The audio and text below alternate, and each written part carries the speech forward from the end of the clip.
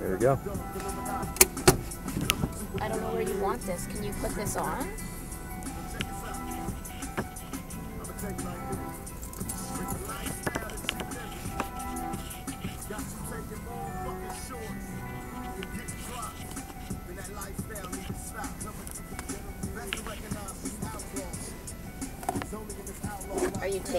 Are you gonna camera, or are you just seeing how long the charge lasts?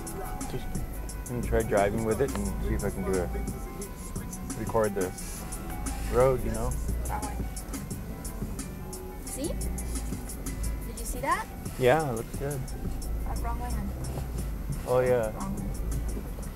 That's fine. Let's take the long way around.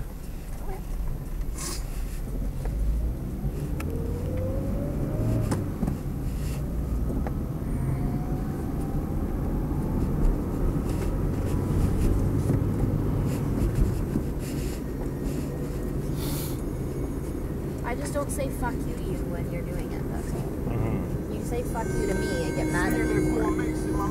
Well, it's just my attitude, right?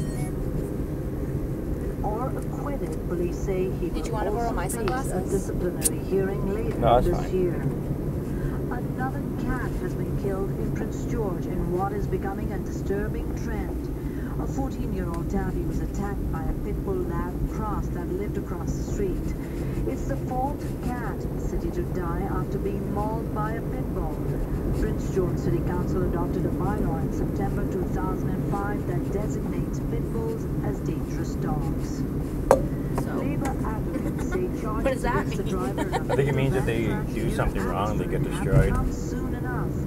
Last March, a labor contractor's van overloaded with 17 farm workers crashed on Highway 1, killing 3 women. Yesterday, BC's Attorney General announced the driver, Harwinder Paul Gill, has been charged with a number of offences. They include not holding an appropriate license and driving a vehicle in where seatbelts had been removed or modified. Charges were also laid against the owner of the van. The president of the BC Federation of Labour, Jim Sinclair, says the charges should have come earlier. We weren't clear. Obviously, these charges were announced in conjunction with the anniversary. Unfortunately, because they were announced so late, the coroner's inquest scheduled for April 28th has been cancelled. That's really a downfall. Instead of playing politics, they should have actually announced these before. Sinclair says a candlelight vigil Is it still looking out the window? City Hall today.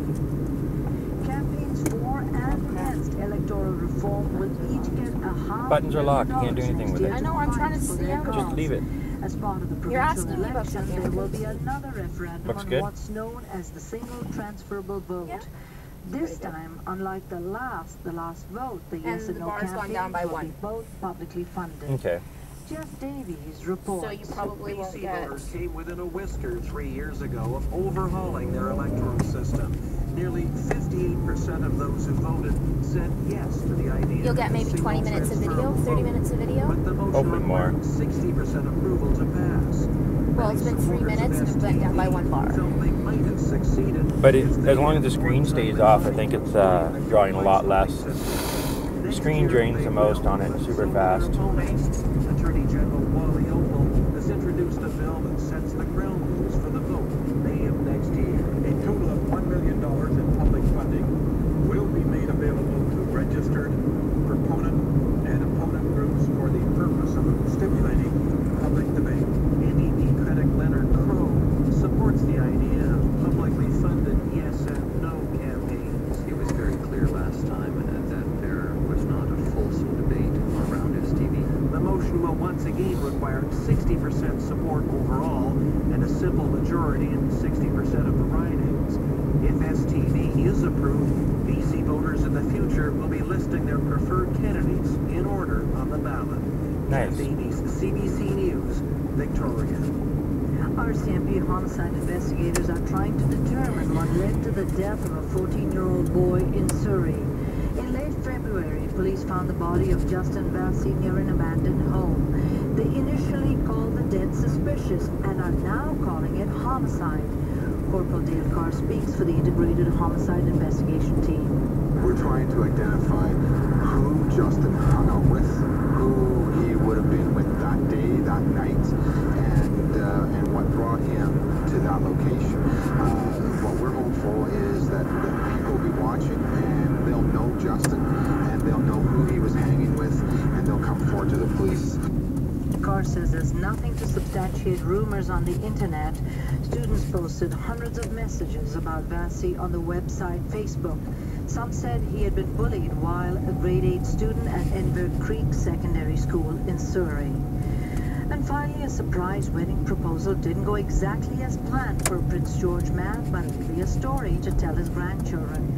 When an airport screener pulled out an engagement ring that was hidden in the luggage of Aaron Karchuk, his bride-to-be Jennifer Rubidoux caught on, and Karchuk popped the question waiting in line.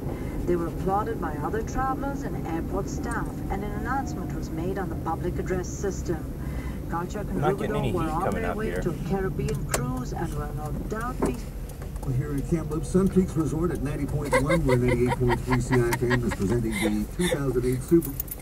Tuck into your breakfast, have a look at your toaster. Hamilton Beach is recalling 40,000 toasters because they could catch fire. And for more, do go to our website Rob, at you're blowing it right in my cbc.ca. mouth. Well, there's nothing I can do. BC. And Mohini, you've got to think that person working at the airport who had pulled out the ring must have felt pretty sheepish afterwards. Must have been embarrassed, but what a story Oh, to tell it's your great. family. It's great. And then the airport pulls out the stops. I'm surprised they didn't let them get married there. I You know, can do it, Tim Hortons. Okay, I love you. Like free or something like that. Might trade vehicles when I Thanks, go. Mohini. Good morning, everyone. I'm I don't know. Marian Barshall. This is Daybreak. Coming up, community care nurses Why? in Kelowna say It they sounds Because can't there's no help heat, but Beth. provide the same level of care to their patients.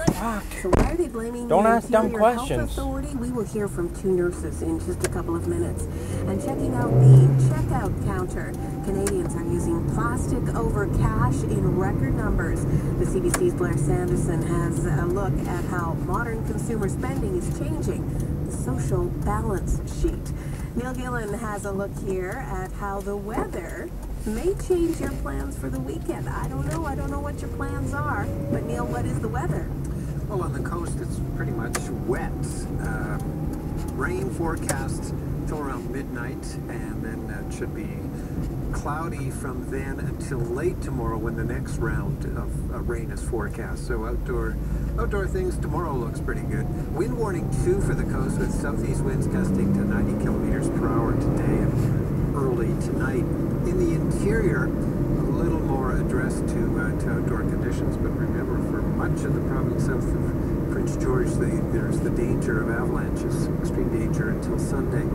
Mix of sun and cloud forecast today and tomorrow for the interior. Some areas do have the chance of showers mentioned for today. The Boundary, West Kootenay, Fraser Canyon, Dease Lake, and Cassiar Mountains. And overnight, most interior areas have the chance of showers or flurries forecast. And that chance continues tomorrow for areas from the Peace on south. Highs today on the coast of about 7. Highs for the interior about 10 in the south. 7 for the Columbias, Caribou, Chilcotin, and Central Interior and Peace. 4 degrees for northern parts of the BC interior today. Prince Rupert is cloudy, 8 degrees, cloudy and 1 in Terrace. In Kamloops, a mainly clear sky, -2 degrees, Salmon at -5. Kelowna is partly cloudy and 0, mostly cloudy, -1 in Penticton. In Revelstoke, it's mostly sunny, -5 degrees, -2 in Nelson. Golden partly cloudy at -6, mostly sunny in Cranbrook, -6 degrees. Cloudy and -1 in Williams Lake. It's cloudy, -4 in Quesnel. Prince George reports ice fog, -10 degrees. -13 in Burns Lake. Smithers mainly clear at -6. In Fort St. John, a clear sky, -2. Mostly clear in Fort Nelson at -8. And in Dease Lake, it's -1 degree. In the air, all of the flights that I regularly check to this point look on time. And our highways look in pretty good shape as well. Most southern highways, central interior highways, listed as bare. There's still compact snow in the northwestern part of the province. And compact snow in the Barkerville Highway, parts of Highway 24 in the Caribou. And slippery conditions on many highways over the Monashik Mountains and east of there in the West Kootenays and Columbias. With it being spring-like, there's also a lot of fallen rock, fallen ice, and frost heaves on southern highways. Thank Thank you, Neil. Sports time now. Here is Scott Regair.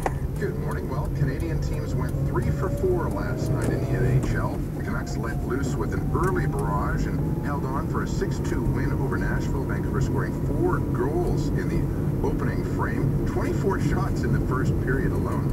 That's a rarity for the Canucks. Now, this win ends a 4-game losing streak for Vancouver, who got 3 assists each from Daniel Sedin and Sami Salo. With that victory, the Canucks climb into a tie with Nashville for 8th place in the Western Conference. Montreal, with the Sunbirds' Carey Price in goal, beat Phoenix 4-2. Price, who took a little time off before the game to go bass fishing on a very sunny day, was burnt, but he kept a little headband around his head and kept the face mask off of his face, and it helped. He turned away 37 shots to lead the team to victory. It was a game where Montreal actually trailed 2-1 heading into the third period, but had 3 unanswered goals to take it. So with that win, the Habs are on top of the Eastern Conference, 2 points ahead of Ottawa.